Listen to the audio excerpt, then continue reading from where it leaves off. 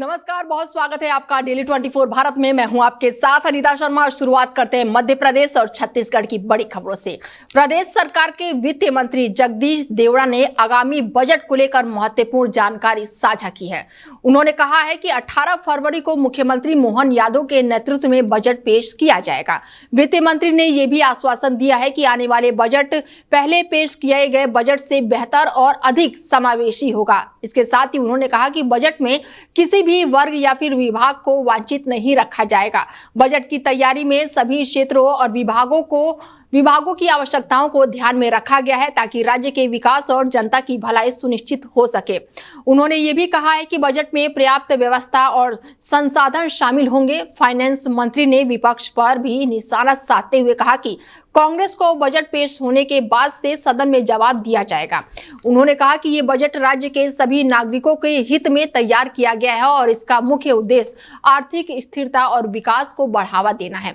राजनीतिक और आर्थिक दोनों दृष्टिकोण से ये बजट महत्वपूर्ण माना जा रहा है क्योंकि इसके जरिए सरकार ने विकास, रोजगार और सामाजिक कल्याण के मुद्दों पर जोर देने का संकेत दिया है। बजट बेहतर बजट आएगा मध्य प्रदेश का और यशस्वी मुख्यमंत्री डॉक्टर मोहन यादव जी के मार्गदर्शन में 18 तारीख को हम बजट प्रस्तुत करेंगे। जन उपयोगी, जनता का बजट जनता के लिए होगा और बेहतर बजट होगा। निश्चित रूप से जो पहले बजट हमने प्रस्तुत किया था, निश्चित रूप से वो भी अच्छा बजट था और आने वाला बजट भी अच्छा बजट है। कांग्रेस करी कर्ज बहुत ले रहे हैं, आप श्वेत पत्र जारी करिए। वो जवाब देंगे हम सदन में उनको। अगर वो जो पूछना चाहे वो सदन में बात करेंगे, हम जवाब देंगे। सर, फिजियोथेरेपिस्ट के लिए भी इस बार बजट में कुछ अलग से प्रावधान किए जा रहे हैं। आप जीरो बजट कोई वर्ग, कोई विभाग हम ऐसा वंचित नहीं रखेंगे जिसको हम बजट आवंटित नहीं करेंगे। पूरा पर्याप्त हम व्यवस्था। तो वहीं मध्य प्रदेश में विधानसभा का बजट सत्र सोमवार को तीखे राजनीतिक माहौल के बीच शुरू हुआ। परंपरा के अनुसार कार्यवाही की शुरुआत वंदे मातरम के 6 छंदों के गायन से हुआ। इसके साथ ही राज्यपाल ने अभिभाषण प्रस्तुत किया। भाषण के दौरान विपक्ष ने जोरदार हंगामा शुरू कर दिया, जिससे सदन की कार्रवाई अगले दिनों तक के लिए स्थगित करनी पड़ी। सदन में नेताओं के प्रमुख हस्तियों को श्रद्धांजलि दी गई। राज्यपाल ने अभिभाषण में कहा कि देश अमृतकाल की दहलीज पर खड़ा है। उन्होंने उज्जैन में शिप्रा नदी की प्रदूषण मुक्त बनाने के प्रयोग और नई शिक्षा नीति का बात की है और इस दौरान उन्होंने कई तरह के उल्लेख भी किए। देखिए, आपत्ति बिल्कुल स्पष्ट है कि अगर आप सरकार, राज्यपाल का अभिभाषण राज्य सरकार का आईना होता है। या तो सरकार ने उनसे बोला कि 4 पन्ने आपको नहीं पढ़ना, क्या राज्यपाल जी भूल गए? लेकिन जहां इन्होंने भाषण के अंदर स्पष्ट है, किताब में लिखा उल्लेखित है कि हम प्रदेश के अंदर स्वच्छ पानी की व्यवस्था करा रहे। तो कहाँ प्रदेश में स्वच्छ पानी की व्यवस्था हो रही? क्या भागीरथपुरा के अंदर स्वच्छ पानी था? मल का पानी था, तो इसी कारण वहां मृत्यु हुई। तो मैं समझता हूं कि इस प्रकार की कई घटनाएं, किसानों को खाद समय पे नहीं मिल पाता, सरकार कहती हम किसानों को खाद दे रहे। तो राज्यपाल के अभिभाषण में चाहे जल जीवन मिशन की बात हो, चाहे पानी की बात हो, चाहे किसानों की बात हो, तो सिर्फ ये जुमलेबाजी है। हकीकत क्या है, वास्तविकता क्या है, वो घोषणाओं को लेके कल हम सदन में इस बारे में चर्चा करेंगे। लोकतांत्रिक परंपरा से महामहिम राज्यपाल जी का अभिभाषण ये प्रदेश की जनता के एजेंडा होता है कि क्या डेवलपमेंट हो रहा है, कौन सी नीतियां हैं, क्या क्या होने वाला है, क्या क्या योजना बनाई जा सकती है। पर मैं दुर्भाग्य है ये कांग्रेस का कि कांग्रेस ना तो लोकतंत्र की भाषा सीख पा रही, ना राज्यपाल का अभिभाषण सीख पा रही, ना प्रदेश की जनता के हितों पर चर्चा कर पा रही। केवल कांग्रेस के नेताओं को एक ही शब्द सुनाई देता है, who who who who who. ऐसी हु कांग्रेस, तुम जिस तरह मध्य प्रदेश की जनता के विकास को हवा में उड़ाना चाहते हो। देखिए, आपत्ति बिल्कुल स्पष्ट है कि अगर आप सरकार, राज्यपाल का अभिभाषण राज्य सरकार का आईना होता है। या तो सरकार ने उनसे बोला कि 4 पन्ने आपको नहीं पढ़ना, क्या राज्यपाल जी भूल गए? लेकिन जहां इन्होंने भाषण के अंदर स्पष्ट है, किताब में लिखा उल्लेखित है कि हम प्रदेश के अंदर स्वच्छ पानी की व्यवस्था करा रहे। तो कहाँ प्रदेश में स्वच्छ पानी की व्यवस्था हो रही? क्या भागीरथपुरा के अंदर स्वच्छ पानी था? मल का पानी था, तो इसी कारण वहां मृत्यु हुई। तो मैं समझता हूं कि इस प्रकार की कई घटनाएं, किसानों को खाद समय पे नहीं मिल पाता, सरकार कहती हम किसानों को खाद दे रहे। तो राज्यपाल के अभिभाषण में चाहे जल जीवन मिशन की बात हो, चाहे पानी की बात हो, चाहे किसानों की बात हो, तो सिर्फ ये जुमलेबाजी है। हकीकत क्या है, वास्तविकता क्या है, वो घोषणाओं को लेके कल हम सदन में इस बारे में चर्चा करेंगे। लोकतांत्रिक परंपरा से महामहिम राज्यपाल जी का अभिभाषण ये प्रदेश की जनता के एजेंडा होता है कि क्या डेवलपमेंट हो रहा है, कौन सी नीतियां हैं, क्या क्या होने वाला है, क्या क्या योजना बनाई जा सकती है। पर मैं दुर्भाग्य है ये कांग्रेस का कि कांग्रेस ना तो लोकतंत्र की भाषा सीख पा रही, ना राज्यपाल का अभिभाषण सीख पा रही, ना प्रदेश की जनता के हितों पर चर्चा कर पा रही। केवल कांग्रेस के नेताओं को एक ही शब्द सुनाई देता है, who who who who who. ऐसी हु कांग्रेस, तुम जिस तरह मध्य प्रदेश की जनता के विकास को हवा में उड़ाना। तो वहीं बलरामपुर जिले के एसडीएम और तहसीलदार द्वारा कथित पिटाई के मामले में अब स्थिति जो है वो पूरी तरह से तनावपूर्ण बनी हुई है। अवैध बक्साइट खनन की सूचना पर अधिकारियों और ग्रामीणों के बीच विवाद हुआ, जिसमें मारपीट के दौरान 3 लोग गंभीर रूप से घायल हो गए। घायलों को अस्पताल ले जाया गया, जहां पर एक व्यक्ति को इलाज के दौरान उसकी जान चली गई। 2 अन्य का उपचार लगातार जारी है। पुलिस ने शव को पोस्टमार्टम के लिए भेज दिया है और वही रिपोर्ट का इंतजार किया जा रहा है। प्रशासन ने पूरे घटनाक्रम की जांच जो है वो शुरू कर दी है, लेकिन अधिकारियों की ओर से अभी तक कोई भी अधिकारित बयान सामने नहीं आया है। और इस खबर पर बलरामपुर से हमारे साथ हमारे संवाददाता विजय जुड़ चुके हैं और उनसे जानते हैं कि क्या कुछ पूरा मामला है, क्योंकि मारपीट का ये मामला बताया जा रहा है, खनन विवाद का मामला बताया जा रहा है। ऐसे में क्या कुछ अपडेट है विजय? जी अंकिता जी, ये बता दूं कि बलरामपुर जिले के कुसमी विकास खंड क्षेत्र की ये घटना जो है, एसडीएम के मुखबिर की सूचना पर एसडीएम रात्रि में निकला हुआ था अवैध खनन को लेकर कार्रवाई के लिए। तो वहीं आपसी विवाद दोनों तरफ से झुमाझपटी हो गया और वहां से भागते समय अचानक 3 व्यक्ति की मुलाकात एसडीएम करुण डहरिया के साथ हो जाती है। तो वहीं पर अचानक देखने के बाद एसडीएम करुण डहरिया के द्वारा गाड़ी से उतरकर वहीं ग्रामीणों पर 3 व्यक्तियों पर हमला कर दिया जाता है। हमला करने के बाद काफी बेरहमी से मार दिया जाता है और वहीं चोटों से घायल हो जाते हैं वही तीनों व्यक्ति। तो वहीं उन तीनों आदमियों को जिला हॉस्पिटल पहुंचाया जाता है, लेकिन हॉस्पिटल में ही दम तोड़ दिया जाता है एक व्यक्ति के द्वारा। तो पुलिस की कार्रवाई कहां तक पहुंची है विजय जी? क्या इस मामले में किसी की गिरफ्तारी भी हुई है? जी, इस मामले पर कार्रवाई करते हुए पुलिस प्रशासन ने अभी तक 4 आरोपियों को गिरफ्तार कर लिया है एसडीएम सहित, और अभी फिलहाल जांच आगे की जारी कर दिया गया है कि ये घटना किस की वजह क्या है।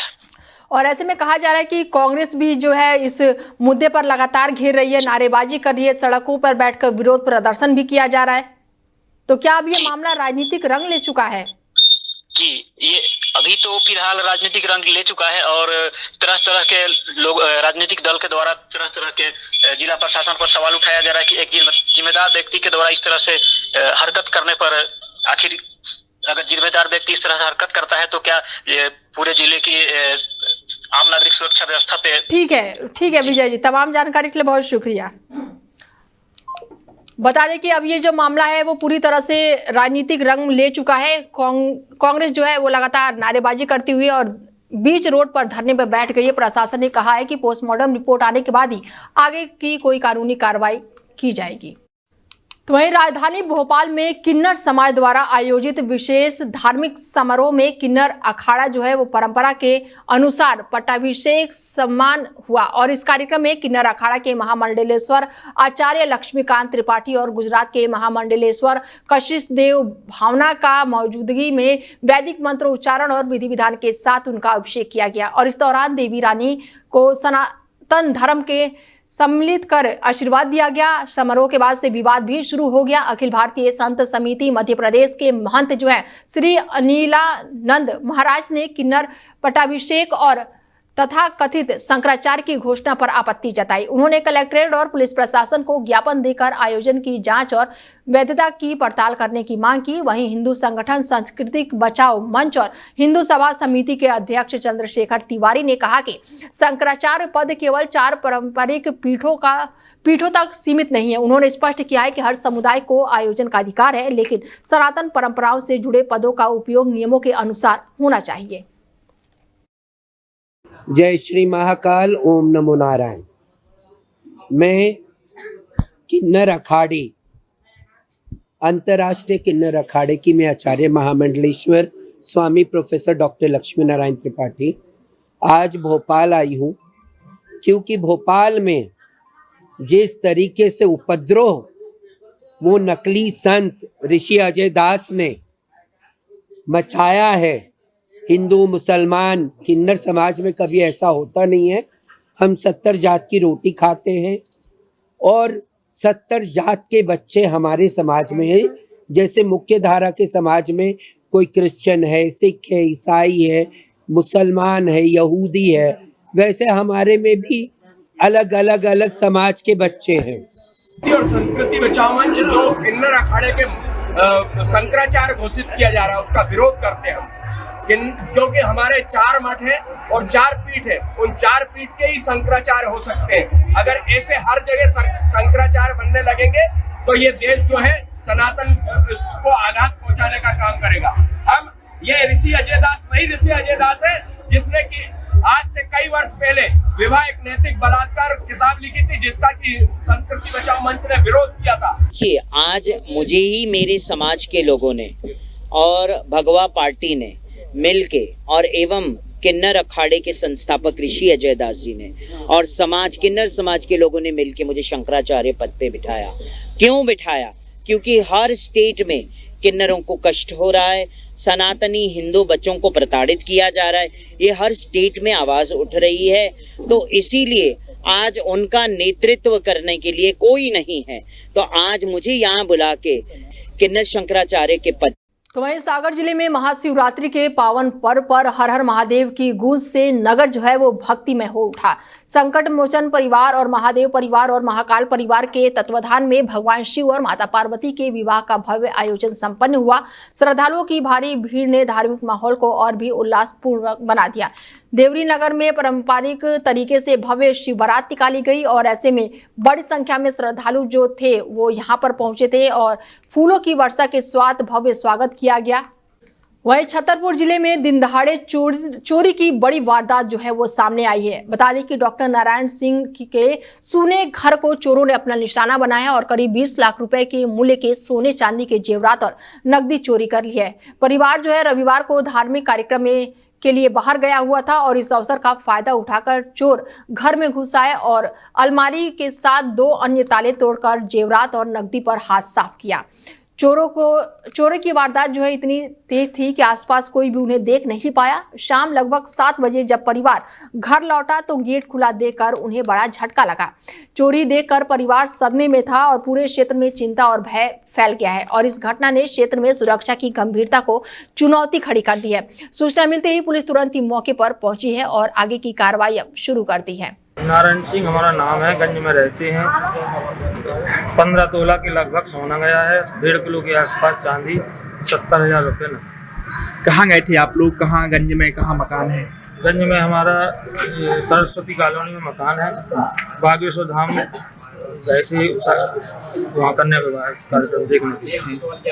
12:30 बजे से 7:30 बजे के बीच के लगभग घटना है। दिन में हुई? रात में? दिन में। कोई नहीं था उस टाइम पे घर पे? उस टाइम पे कोई नहीं था, ये सब बच्चे धाम चले गए थे। आपने पुलिस को शिकायत की है? पुलिस को हमने शिकायत की है, FIR भी करवाई। नारायण सिंह हमारा नाम है, गंज में रहते हैं। तो वहीं मंडला जिले में जंगल में ढाबे के पास एक युवक का शव मिलने से हड़कंप मच गया है। घटना की सूचना मिलते ही पुलिस अधीक्षक मौके पर पहुंचे और स्थिति का जायजा लिया। उन्होंने प्रभारियों को शीघ्र ही घटना का निष्पक्ष जांच करने के निर्देश दिए। पुलिस ने शव को अपने कब्जे में लेकर प्रारंभिक जांच जो है वो शुरू कर दी है। फिलहाल शव की पहचान और मौत के कारणों का पता लगाने के लिए जांच जारी है। घटना की गंभीरता को देखते हुए पुलिस ने आसपास के इलाकों में तलाशी और सुराग जुटाने की प्रक्रिया तेज कर दी। स्थानीय लोग इस घटना से स्तब्ध है और क्षेत्र में सुरक्षा की चिंता बढ़ गई है। पुलिस ने आश्वासन दिया है कि दोषियों को जल्द पकड़ने और कड़ी कार्रवाई करने के लिए सभी संसाधन तैनात किए गए हैं। मामले को आगे की जांच के साथ ही मृतक की पहचान, मौत की वजह और कानूनी कार्रवाई के विवरण सार्वजनिक किए जाएंगे। तो वहीं मुंगेली में महाशिवरात्रि पर्व पर शिव मंदिरों में भक्तों की लंबी कतारें देखने को मिली और इसके साथ ही शंकर मंदिर में पहले से ही पूरी तैयारी कर ली गई थी, जहां पर भोलेनाथ के भक्त जो हैं वो पूरी श्रद्धा के साथ बम बम भोले के जयकारों के साथ नजर आए। भक्तों ने विधि विधान से पूजा अर्चना की और अपनी मनोकामना लेकर मंदिर में पहुंचे। ऐसे में भोलेनाथ की बारात में बड़े धूमधाम से लोग पहुंचे हुए थे और बारात मुख्य मार्ग से होकर रामघाट शिव मंदिर तक पहुंची, जहां पर 3 दिवसीय भव्य मेला का आयोजन किया गया।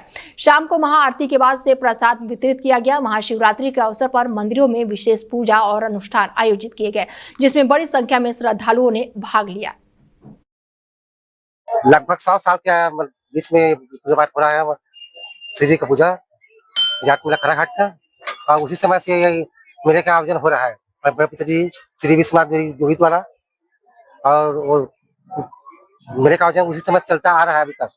और इस साल 3 दिवसीय मतलब मेला का आयोजन रखा गया है। हर साल तो मतलब और दिनों नहीं होता था, इस साल 3 दिवसीय मतलब रखा गया है। भक्तगण सुबह से 4 बजे के करीब से आना शुरू कर दिए हैं और अपना मनोकामना पूजा पाठ करते हुए प्राप्त कर रहे हैं। हम सभी आज महाशिवरात्रि के उपलक्ष्य में खर्रा का मेला में आए हुए हैं। महादेव का भव्य बारात का स्वागत किए और सभी बहनों के साथ श्रद्धा पूर्वक से हम पूजा पाठ किए। और यहाँ का भव्य जो मेला है सब परिवार के साथ आके बच्चों के साथ फुल एंजॉय किए और अपने अपने मनोकामना रखे। राधे राधे। वहीं पुलिस ने चोरी का खुलासा करते हुए 2 आरोपियों को गिरफ्तार कर लिया। श्लोक कुमार और साथी विवेक कुमार को पुलिस ने गिरफ्तार किया है। घटना में एक अज्ञात व्यक्ति सोने का मंगलसूत्र खरीदने के बहाने दुकान में गया था और मौके का फायदा उठाकर चोरी करके मौके से फरार हो गया। रिपोर्ट की माने तो विवेचना शुरू होते ही सीसीटीवी फुटेज और नगर के हाईटेक कैमरों से जांच करते हुए संदिग्धों को गिरफ्तार किया गया है। और ऐसे में पुलिस ने दोनों आरोपियों को गिरफ्तार करते हुए पूछताछ चालू कर दी है। बड़ी जानकारी निकलकर सामने आई है कि पुलिस ने चोरी की वारदात में 2 आरोपियों को गिरफ्तार कर लिया है। आरोपियों के पास से पेंडल और घटना में उपयोग की गई मोटरसाइकिल और नकदी भी बरामद की है। दिनांक 10 फरवरी 2026 को मोनिका ज्वेलर्स के संचालक ने थाना सिटी कोतवाली में आकर रिपोर्ट दर्ज कराई थी कि उनके यहाँ दोपहर में करीबन 1:30 से 2 बजे के बीच 2 अज्ञात व्यक्ति आए जो कि सोने का पेंडेंट देखने का बहाना बनाए और उसमें से एक 9 ग्राम के सोने के पेंडेंट को वो चुरा के ले गए थे, जिसकी कीमत 85,000 रुपए थी। जिसके संबंध में थाना सिटी कोतवाली में 305 BNS के तहत अपराध पंजीबद्ध किया गया था। इसमें आज दिनांक को अपराधियों को जो कि घोरबंदा थाना लोधमी के निवासी है श्लोक कुमार पात्री और विवेक कुमार पात्री, दोनों सगे भाई हैं, इनको थाना सिटी कोतवाली द्वारा गिरफ्तार करने में सफलता हासिल हुई है। ये दोनों व्यक्ति ऑनलाइन ट्रेडिंग के कारण कर्ज ज्यादा होने के कारण इस चोरी को अंजाम देना बताए हैं। इसलिए सभी क्षेत्रवासियों से और सभी नागरिकों से अपील है कि ऑनलाइन ट्रेडिंग में झांसे में कभी भी ना आए, जिससे कि आपको आर्थिक क्षति हो। और पन्ना जिले के अजयगढ़ थाना क्षेत्र में ठाकुर बाबा मंदिर परिषद में आयोजित कन्या भोज और भंडारा कार्यक्रम के दौरान सोमवार 16 फरवरी को मधुमक्खियों के हमले से 12 लोग घायल हो गए, जिसमें 10 बच्चे भी शामिल है। कार्यक्रम के दौरान बच्चे जो है प्रसाद ग्रहण कर रहे थे और अचानक से ही मधुमक्खियों का विशाल झुंड भड़क गया और लोगों पर हमला कर दिया। मंदिर परिषद में चीख पुकार और भगदड़ मच गई। स्थानीय ग्रामीणों ने सूझबूझ का परिचय देते हुए कंबल और अन्य साधनों से बच्चों और अन्य लोगों को सुरक्षित बाहर निकाला। घायलों को तुरंत ही अस्पताल में भर्ती कराया गया, जहां पर उनका उपचार जारी है। और ऐसे में अस्पताल में जो गंभीर लोग हैं उन्हें रेफर कर दिया गया है। हमले से प्रभावित बच्चों और साथ ही कई लोग जो हैं वो घायल हुए हैं। घटना में स्थानीय लोगों में डर और चिंता फैला दी है, लेकिन राहत है कि सभी घायलों की हालत जो है वो स्थिर बनी हुई है। ये कुआरी खाने के लिए गई थी, ठाकुर बाबा का स्थान है वहाँ पे लवलास के वहीं पे, तो वहाँ पे तो ह्यूमन हुआ तो माछी ने इनको चबा लिया। सब जितनी मच्छी गई सब 50 मच्छी चौथी। कितने लोगों पर हमला किया? मच्छी जब आया है 10-12 लोगों को। क्या नाम आपका? हमारा नाम क्या है? हमारा ये कुआरी खाने के लिए गई थी, ठाकुर बाबा का स्थान है वहाँ। तो वहीं उमरिया जिले से मामला सामने आया है, जहां पर मार्केट के पास स्टेट बैंक के सामने बदमाशों ने हिम्मत दिखाते हुए खड़ी कार को अपना निशाना बनाया। भीड़ भाड़ वाले इलाके में बदमाशों ने कार का शीशा तोड़कर 40,000 रुपए पार कर लिए और घटना की सूचना मिलते ही पुलिस मौके पर पहुंची और जांच पड़ताल में जुट गई। आसपास के लगे सीसीटीवी फुटेज जो है वो पुलिस लगातार खंगाल रही है ताकि अपराधियों की पहचान की जा सके और उन्हें पकड़ने की कार्रवाई तेज की जा सके। बदमाशों की ये वारदात दिन दहाड़े हुई है। भीड़ भाड़ वाले इलाके में हुई इस घटना से कई तरह के सवाल खड़े हो रहे हैं। स्थानीय लोग जो है भय और चिंता में है। पुलिस से तत्काल कार्रवाई की उम्मीद कर रहे हैं। पुलिस ने कहा है कि मामले की पूरी विवेचना की जा रही है और दोषियों को जल्दी गिरफ्तार करने का प्रयास भी जारी है। सुरक्षा व्यवस्था और लोगों की सतर्कता बढ़ाने पर भी ध्यान दिया जा रहा है। तो वहीं धमतरी जिले से मामला सामने आया जहां पर स्वास्थ्य सुविधाओं की गंभीर कमी ने एक युवक की जान ले ली है। रविवार की देर रात उड़ीसा निवासी युवक जो है बाइक सहित घायल अवस्था में घुटकेल रोड पर पड़ा हुआ मिला और पुलिस और ग्रामीणों ने उसे सिविल अस्पताल में पहुंचाया, लेकिन अस्पताल में डॉक्टर, नर्स या फिर कोई भी स्टाफ मौजूद नहीं था। समय पर इलाज न मिलने के कारण युवक की मौत हो गई। इस घटना से स्थानीय लोग काफी गुस्से में हैं और रात भर सिविल अस्पताल के बाहर प्रदर्शन करते रहे। सुबह होते ही उन्हें अस्पताल के सामने चक्का जाम कर जमकर नारेबाजी की और बदहाल स्वास्थ्य सुविधाओं के खिलाफ जमकर नाराजगी जताई। सूचना मिलते ही प्रशासनिक अधिकारी मौके पर पहुंचे हैं और ग्रामीणों को स्वास्थ्य सुविधाओं से सुधार और आवश्यक कर्मचारियों की तैनाती का आश्वासन मिलने के बाद ही प्रदर्शन जो है वो समाप्त किया गया। स्थानीय लोगों का कहना है कि कई बार उन्हें शासन और प्रशासन को आवेदन देकर भी अस्पताल में 24 घंटे डॉक्टर और कर्मचारियों की तैनाती की मांग की थी, लेकिन अब तक कोई भी कार्रवाई नहीं हुई। प्रशासन ने आश्वासन दिया है कि स्वास्थ्य सुविधाओं को जल्द ही बेहतर किया जाएगा। घटना ने जिले में स्वास्थ्य व्यवस्थाओं की गंभीर कमी और आपातकालीन सेवाओं में सुधार की आवश्यकता को उजागर कर दिया है। बुरई में हॉस्पिटल में डॉक्टरों की कमी के संबंध में लोगों के द्वारा ज्ञापन दिया गया है। ज्ञापन को कलेक्टर सर के माध्यम से शासन को भेजी जाएगी और जो चीज़ हमारे इस तरह का है पोस्टिंग वगैरह का वो हम इसको अप्रैल तक कंप्लीट कराएंगे। सर कुछ इनकी मांगे भी है, जैसे जो जिम्मेदार डॉक्टर है जिनकी यहाँ पर पदस्थापना है वो यहाँ पर रहते नहीं है, तो लोग शिकायत की भी मांग की, उनके विरुद्ध तो उन पर क्या एक्शन होंगे? शिकायत के आधार पर जांच प्रारंभ कर दी गई है, अभी बयान चल रहा है, फिर रिपोर्ट भेज दी जाएगी। उनके ऊपर जो भी कार्रवाई करना है समझौते के द्वारा की। सर बातचीत में आप कह रहे थे कि जो स्टाफ नर्स उनकी नियुक्ति की जाएगी वो कब तक संभव हो पाएगा? प्रक्रिया प्रारंभ है, इनकी अप्रैल तक की पोस्टिंग होने की संभावना है। त्रिदेवी महोदय से भी कई बार संपर्क की, मौखिक बात भी किए और लिखित में लेटर भी दिए, लेकिन सिर्फ आश्वासन से ही दिया जाता है। इस प्रकार की घटनाएं देखो कई बार होता जाता है। और आज ही रात को लगभग 11 बजे एक एक्सीडेंट मामला हुआ थाने के पास, और इस एक्सीडेंट मामले में इस क्षेत्र के ग्रामीण जनों ने उसको देखकर उठाया और पुलिस शासन के सहयोग से हॉस्पिटल में लाया गया, लेकिन हॉस्पिटल में कोई अस्पताल में प्रबंधन समिति कोई नहीं थे, मतलब कोई डॉक्टर नहीं थे ना कोई वार्ड बॉय नहीं थे, खाली के खाली।